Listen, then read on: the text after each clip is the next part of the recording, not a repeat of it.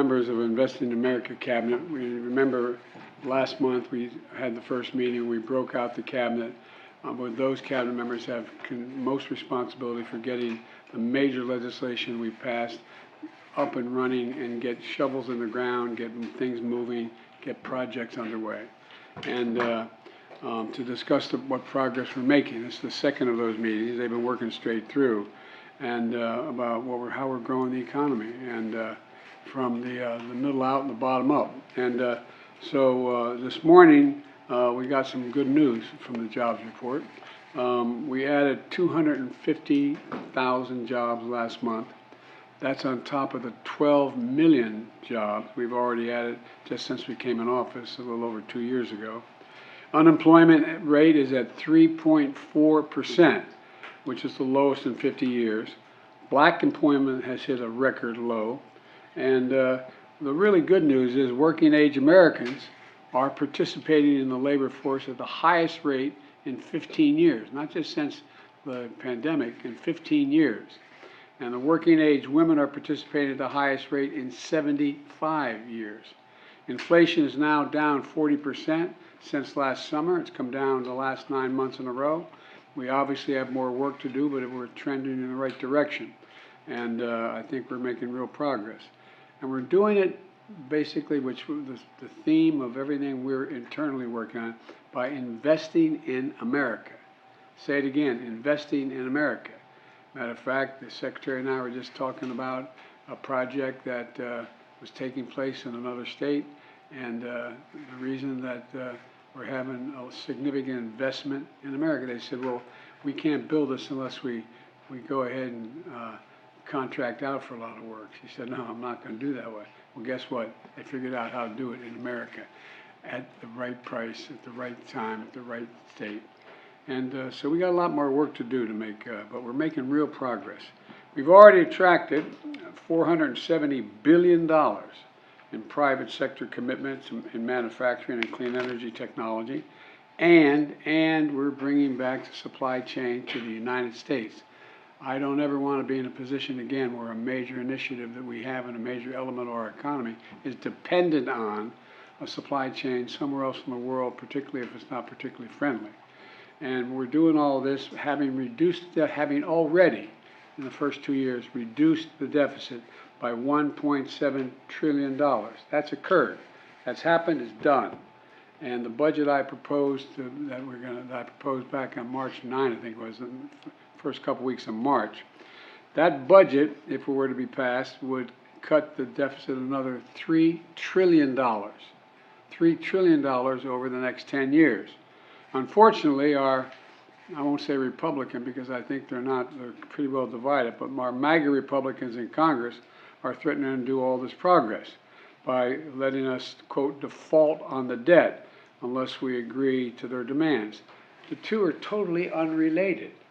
Whether you pay the debt or not doesn't have a damn thing to do with what your budget is. What your budget is. Where you're going to spend money. How you're going to raise the money. What are you going to cut? They're two separate issues. Two. And let's get it straight. They're trying to hold the debt hostage to us to agree to some draconian cuts, magnificently difficult and damaging cuts. But I'll get into that in a little bit. But unfortunately, they're threatening to undo all this progress by letting us default. Their budget that they proposed, that was attached to their debt ceiling increase, but they tied them together now. I want to make that clear. You all know this, I know, but for the listeners, they've tied it together. They say we're not going to increase the debt that every president has done for the last 6 million years here. Never hadn't done anything but that, unless you pass our budget as we're proposing. Now, their budget would put 21 million people at risk of losing Medicaid. It would cut federal law enforcement by 28,000 personnel, 28,000, FBI, DEA, etc. It would cut 100,000 teachers and support staff.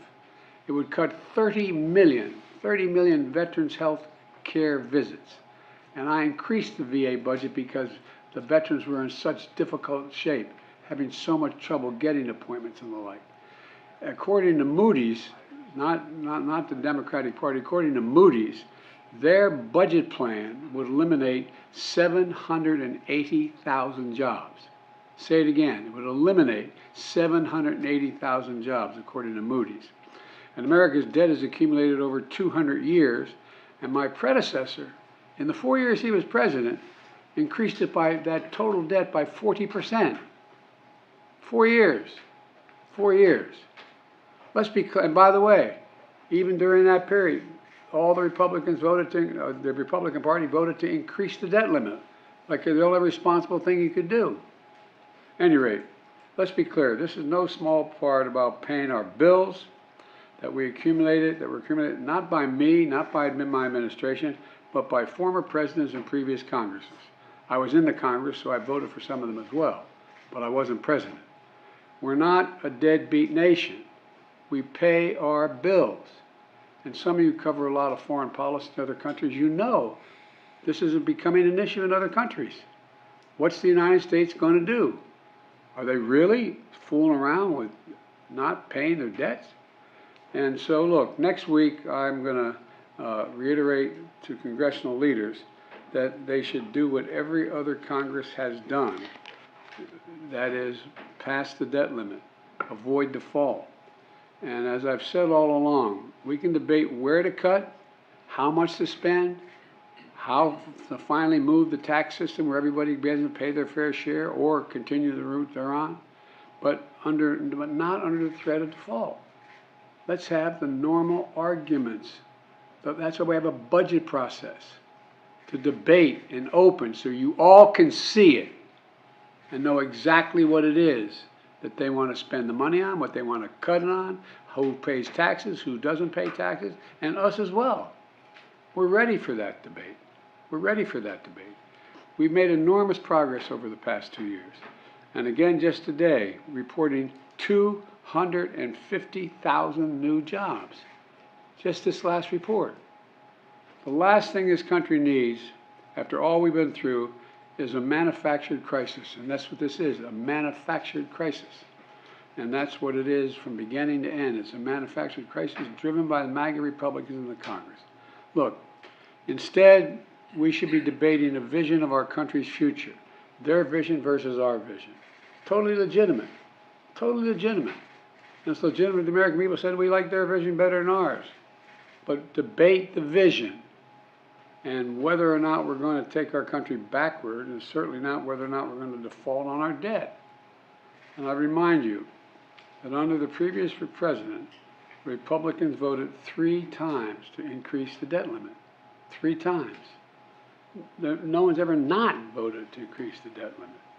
There's a lot to discuss today about our vision for the country, and investing in America is the core of what we're all about, and to build our economy from the middle out and the bottom up.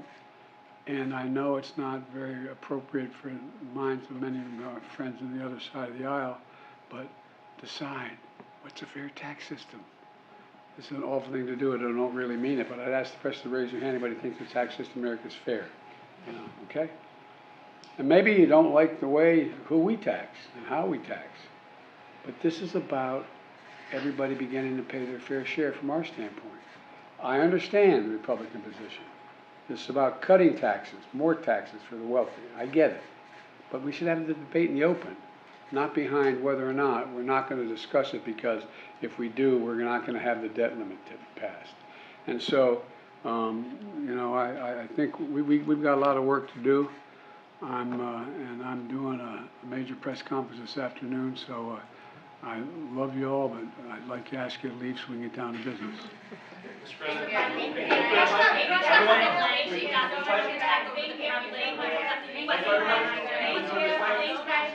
I'll be happy to talk to you about that, but not now. Mr. President, yesterday here in this room you talked about the dangers of AI. What are the dangers you see, sir, and do you hear anything from the executive that assuage your concerns? Thank you. Thank you. There are dangers. We'll get a chance to talk about all those things, I promise you. You said a press Thank conference. you so much.